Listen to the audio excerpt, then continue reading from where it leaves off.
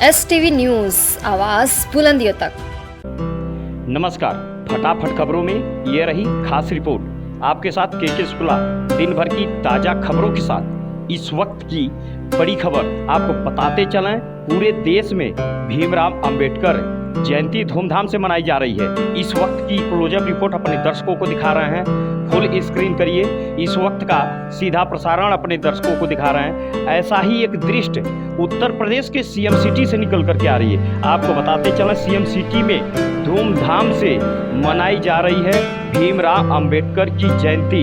इस वक्त की क्लोजअप रिपोर्ट अपने दर्शकों को दिखा रहे हैं। इस वक्त की बड़ी खबर आपको बता रहे हैं। गोरखपुर के ग्रामीण क्षेत्र पाजूपार में भी मनाया गया भीमराव अंबेडकर की जयंती। हमारे संवाददाता लगातार वहां से प्रहलाद मौर्य जी जुड़े हुए हैं। इस वक्त की क्लोजअप रिपोर्ट अपने दर्शकों को दिखा रहे हैं। पाजूपार में मनाई जा रही है भीमराव अंबेडकर की जयंती। इस वक्त की बड़ी खबर आपको बता रहे हैं। हमारे संवाददाता लगातार वहां से अपडेट दे रहे हैं। ऐसा ही एक दृश्य बड़हलगंज से भी निकल करके आ रहा है। सीएम सिटी के ग्रामीण क्षेत्र बड़हलगंज से भी एक दृश्य निकल करके आ रही है। लाखों की संख्या में लोग मना रहे हैं। इस वक्त की बड़ी खबर हम अपने दर्शकों को दिखा रहे हैं। फुल स्क्रीन करिए। इस वक्त का सीधा प्रसारण आपको दिखा रहे हैं। ये देखिए रिपोर्ट।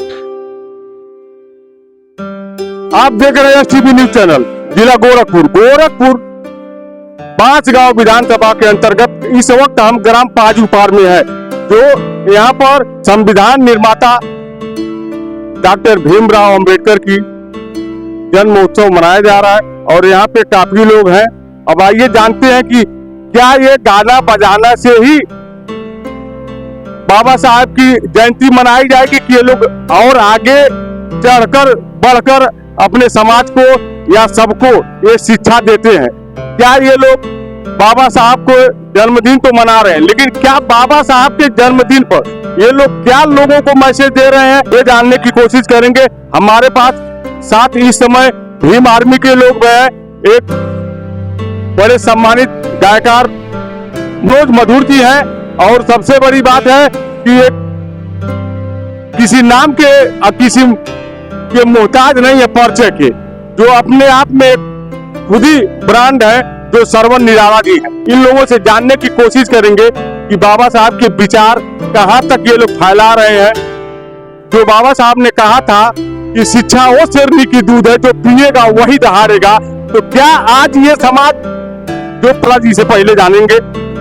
जी सर, आपका स्वागत है। धन्यवाद आपको। आज सबसे पहले पूरी दुनिया में भारत रत्न बोधिसत्व बाबा साहब डॉक्टर अंबेडकर की जयंती मनाई जा रही है और ये जयंती पूरी दुनिया में इसलिए भी मनाई जाती है कि बाबा साहब डॉक्टर अंबेडकर ऐसे समाज में पैदा हुए जिस समाज को कभी रास्ते में चलने का हक नहीं था, पढ़ाई लिखाई करने का हक नहीं था, अपनी बात रखने का हक नहीं था।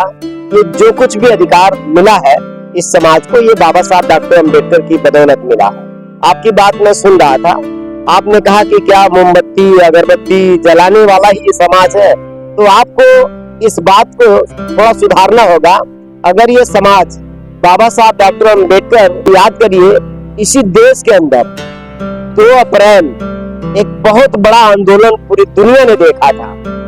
दलित समाज के ऊपर, दलित समाज के लिए हित में बनाए गए कानून के साथ अगर सरकार ने कोर्ट के माध्यम से थोड़ा सा छेड़छाड़ किया था, तो पूरे देश में अब तक इतना बड़ा आंदोलन, स्वतः स्फूर्ति का आंदोलन, उसमें कोई नेता नहीं था, समाज स्वयं नेता था। स्वतः स्फूर्ति का आंदोलन दुनिया में इतना बड़ा आंदोलन नहीं हुआ जितना बाबा साहब डॉक्टर अंबेडकर के सम्मान में पूरा समाज सड़कों पर उतरा था। तो ये जो समाज है, चेतना पूरी कंप्लीट है। ये समाज लड़ने वाला है। भीमा कोरेगांव इतिहास भी बताता है कि हम लड़ने वाले लोग हैं, ठीक है।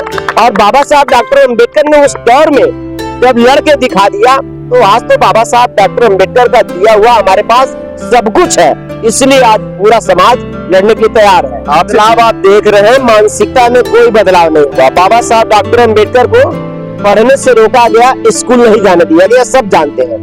आज भी उसी मानसिकता के साथ इस देश की सरकार, जो दलित समाज है, जो पिछड़ा समाज है, जो गरीब समाज है, उस समाज के बच्चों को पढ़ने के लिए रोक रही है। आप पीछे जाएंगे थोड़ा सा, तो जब हम लोग 10 साल 15 साल 20 साल पीछे जब जाएंगे तो सुनते थे कभी कि गांव में किसी मजदूर का बच्चा डॉक्टर हो जाता था, किसी मजदूर का बच्चा इंजीनियर हो जाता था। लेकिन आज आपको कहीं सुनाई नहीं देगा कि कोई मजदूर का बच्चा डॉक्टर हो गया, कोई मजदूर का बच्चा इंजीनियर हो गया। क्यों? क्योंकि तब जब पढ़ाई होती थी, जब बाबा साहब का संविधान लागू हुआ था, उस समय शुरुआती दौर में जब पढ़ाई होती थी, उस संविधान ने वो व्यवस्था दिया था कि जो शिक्षा है वो फ्री होनी चाहिए।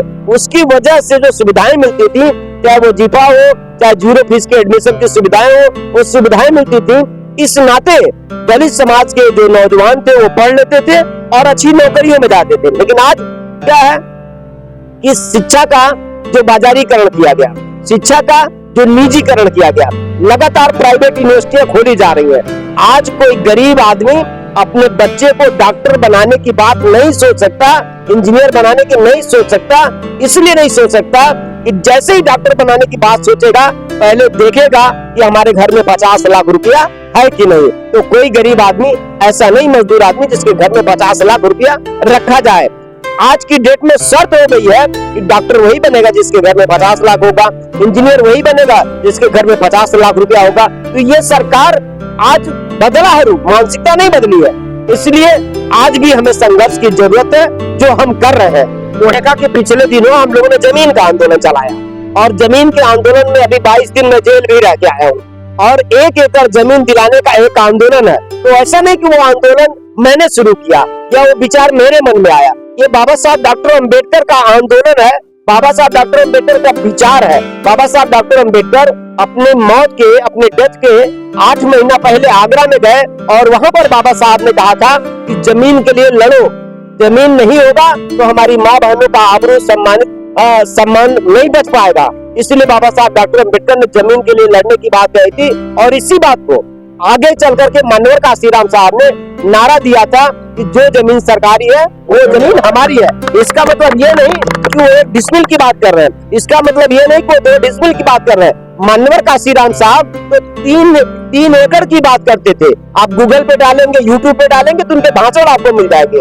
तो मानवर काशीराम साहब 3 एकड़ की बात कर रहे थे। तो आज हम लोगों ने उसी बात को आगे बढ़ाते हुए 1 एकड़ जमीन का आंदोलन चलाया इस देश के अंदर। और लेकिन सरकार आंदोलन को रोकने की कोशिश कर रही है, लेकिन सरकार खारिज नहीं कर सकती है हमारी बात को। अगर हमारी बात गलत होती तो 1 मिनट में ये सरकार बयान देती कि श्रवण कुमार निराला की मांग गैर संवैधानिक है। इसलिए नहीं कह पा रही है कि मेरी मांग संवैधानिक है और ये जनहित की मांग है, इसलिए सरकार भाग रही है। आपने देखा कि मुख्यमंत्री का बयान आया था मेरे आंदोलन के बाद कि हम 2 महीने में 1.25 करोड़ लोगों को जमीन देंगे। ये अलग बात है कि उसने नहीं दिया, वादा खिलाफी किया, उसके बाद भी हम लड़ रहे हैं।